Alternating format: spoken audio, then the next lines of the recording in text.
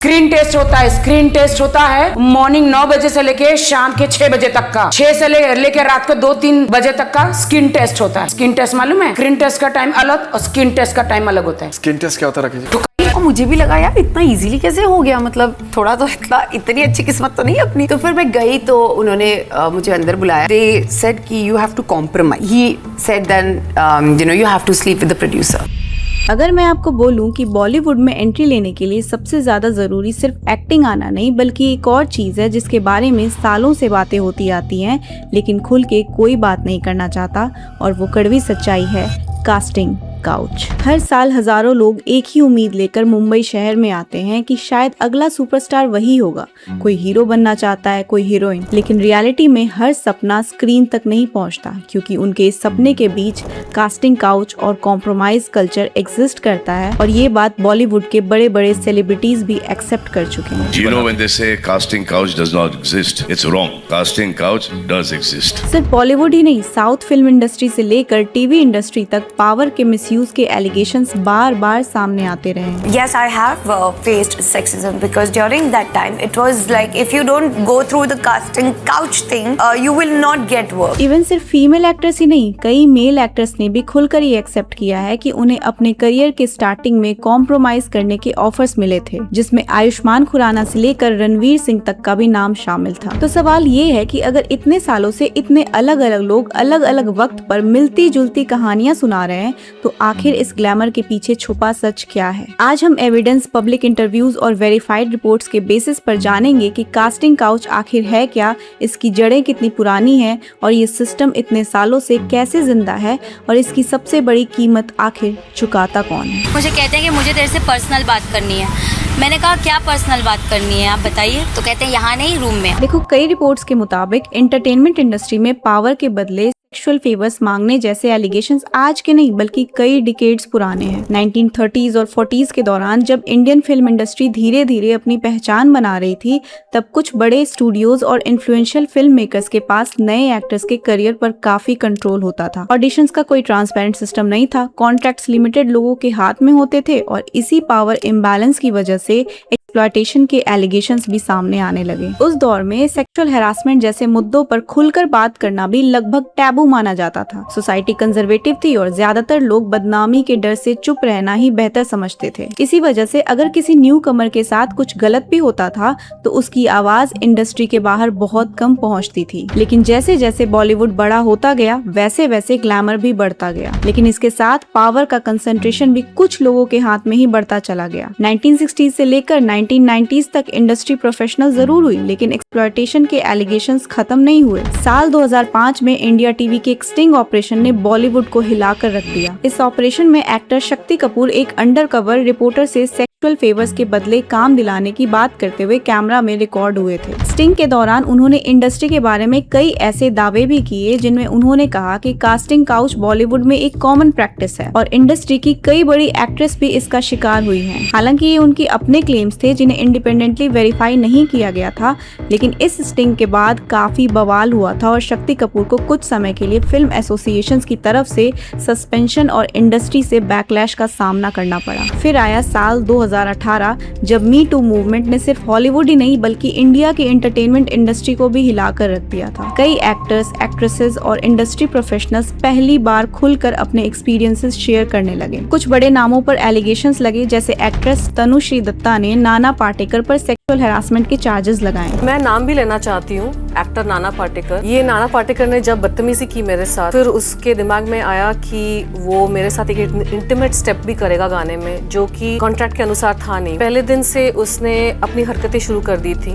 और फिर मुझे आके वो मुझे पकड़ के खींच रहा है, मुझे डांस सिखा रहा है। तो what is all this, you know. Director Sajid Khan पे भी कई महिलाओं ने सेक्सुअल हैरासमेंट के आरोप लगाए, जिसकी वजह से उन पे 1 साल का बैन भी लग गया था। मीटू आरोपी साजिद खान अपने घर पर बुलाकर लड़कियों के कपड़े उतरवाता है। जरा टॉप उठाओ, जरा पैंट्स नीचे करो, जरा घूमो, जरा दिखाओ, अपनी जांघें दिखाओ। साथ ही एक्टर आलोक नाथ पर भी कई वुमेन के द्वारा आरोप लगाया गया उनके सेक्सुअल मिसकंडक्ट बिहेवियर को लेकर। इसके अलावा भी कई बड़े बड़े नाम सामने आए, जैसे कंगना रनौत ने भी डायरेक्टर विकास बहल पे ये आरोप लगाया कि उनकी मूवी क्वीन के शूटिंग के दौरान उन्हें सेक्सुअल मिसकंडक्ट का सामना करना पड़ा। और अगर आपको लगता है कि इस तरह के केसेस सिर्फ फीमेल एक्ट्रेसेस ने फेस की है, तो ये आधा सच है, क्योंकि कई मेल एक्टर्स ने भी सामने आकर ये एक्सेप्ट किया है कि कास्टिंग काउच बॉलीवुड में एग्जिस्ट करता है एंड उन्हें भी इसका सामना करना पड़ा था। बॉलीवुड एक्टर रणवीर सिंह ने ओपनली एक इंटरव्यू में ये बात एक्सेप्ट की थी कि शुरुआती के दिनों में उन्हें ऐसे ऑफर्स आए थे, लेकिन उन्होंने क्लियरली मना कर दिया। कास्टिंग काउच तो नहीं मिला ना? अरे मिला सर, क्या बात कर रहे हो सर, कमाल है सर। अच्छा वो बताओ क्या मिला? अरे sir, there was this very sleazy gentleman in the northern suburbs. You know, he called me, kept it on the side. He said, "You have to be smart. You have to be sexy. जो smart है, जो sexy है, वो आगे निकल जाता है। कल मैं तुम्हें ये ऑफिस में भेजूंगा, कल मैं तुम्हें वो ऑफिस में भेजूंगा, फिर तुम मुझे कहो।" विद्युत जामवाल ने भी एक इंटरव्यू में ओपनली ये बात बोली कि ये सबके साथ होता है, यानी दबाया किसी को भी जा सकता है। सबके साथ होता है, सबके साथ होता है, हर जगह होता है, हर समय हो रहा होता है। फीमेल्स के साथ होता है, मेल्स के साथ नहीं होता है, एक ऐसा मिसकंसेप्शन। दबाया तो किसी को भी जा सकता है। आयुष्मान खुराना को तो डायरेक्टली ऑफर किया गया कि अगर रोल चाहिए तो थोड़ा कॉम्प्रोमाइज तो करना पड़ेगा। अब सवाल ये है कि ये कास्टिंग काउच की ट्रैप में लोग फंसते कैसे हैं? तो देखो, जब भी कोई एस्पायरिंग एक्टर या एक्ट्रेस मुंबई एक्टिंग में अपने लक को आजमाने आते हैं, तो उनको इस प्रोसेस से गुजरना पड़ता है। ज्यादातर रिपोर्ट्स और विक्टिम्स के पब्लिक इंटरव्यूज के मुताबिक कास्टिंग काउच की शुरुआत अक्सर किसी सीधे सेक्सुअल प्रपोजल से स्टार्ट नहीं होती। सब कुछ एक नॉर्मल प्रोफेशनल अपॉर्चुनिटी की तरह शुरू होता है, कभी किसी ऑडिशन के नाम पर, कभी फोटोशूट के बहाने, और कभी किसी असिस्टेंट या कास्टिंग कोऑर्डिनेटर का मैसेज आता है कि सर आपसे मिलना चाहते हैं। अब एक न्यू कमर के लिए ये बिल्कुल नॉर्मल लगता है, क्योंकि इंडस्ट्री में नेटवर्किंग और मीटिंग्स का कल्चर आम बात है। लेकिन धीरे धीरे प्रोफेशनल बातें पर्सनल होने लगती हैं। मीटिंग्स ऑफिस की जगह लेट नाइट डिनर्स, होटल्स या प्राइवेट अपार्टमेंट्स तक भी पहुंच जाती है, और फिर ऐसे डायलॉग सुनने को मिलते हैं, इंडस्ट्री में ट्रस्ट बनाना पड़ता है, सब ऐसे ही आगे बढ़ते हैं, या अगर तुम थोड़ा कोऑपरेट करोगी तो मैं तुम्हारी लाइफ बना सकता हूँ। और इसी पॉइंट पर कई बार बात सीधा या घुमा फिराकर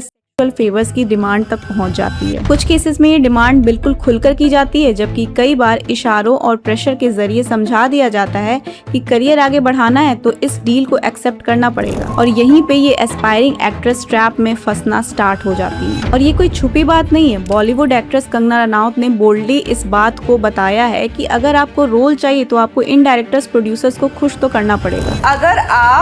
अगर आप बहुत सक्सेसफुल हीरोइन भी हैं, तब भी अगर आपको फिल्म चाहिए तो आपको खुश करना पड़ेगा, या तो डायरेक्टर को या तो हीरो को। इवन विद्या बालन ने भी बताया कि उन्हें एक मूवी के दौरान कॉम्प्रोमाइज करने को कहा गया था, बट उन्होंने स्मार्टली इस चीज को हैंडल किया था। एक्टर गरिमा गोयल ने एक पॉडकास्ट में बताया कि कैसे ऑडिशन के दौरान कास्टिंग काउच के जाल में फंसाया जाता है कि अगर आपको रोल चाहिए तो आपको उस मूवी के फाइनेंसर के साथ सोना पड़ेगा। AD comes outside and he literally announces, "Okay girls, this is going to be a very short audition. जिसको भी ये ऑडिशन देना है, that girl has to sleep with the financer of the movie." 90s actress Manisha Koirala ने भी एक interview में बताया था कि उन्होंने फिल्म मेकर सुभाष घई के साथ दोबारा कभी काम नहीं किया। उनके मुताबिक इसके पीछे कुछ ऐसी डिमांड्स थी जिन्हें उन्होंने साफ मना कर दिया था। सुभाष घई ने इन एलिगेशंस को हमेशा बेसलेस बताया, लेकिन कुछ साल बाद मॉडल रीना गोलन ने भी अपनी किताब में सुभाष घई पर सीरियस एलिगेशंस लगाए थे, लेकिन सुभाष घई ने इन आरोपों को फिर भी डिनाई किया। एक्ट्रेस चित्रांगदा सिंह को लेकर भी एक खबर सामने आई थी कि उन्हें एक मूवी के शूटिंग के दौरान नवाजुद्दीन सिद्दीकी के साथ काफी अनकंफर्टेबल सीन्स करने को बोले गए थे, जिसे उन्होंने स्ट्रिक्टली मना कर दिया और वो सॉन्ग को बीच में ही छोड़कर चली गई थी। यानी कि इस तरह के अनकंफर्टेबल फेवर्स काफी आम है बॉलीवुड में।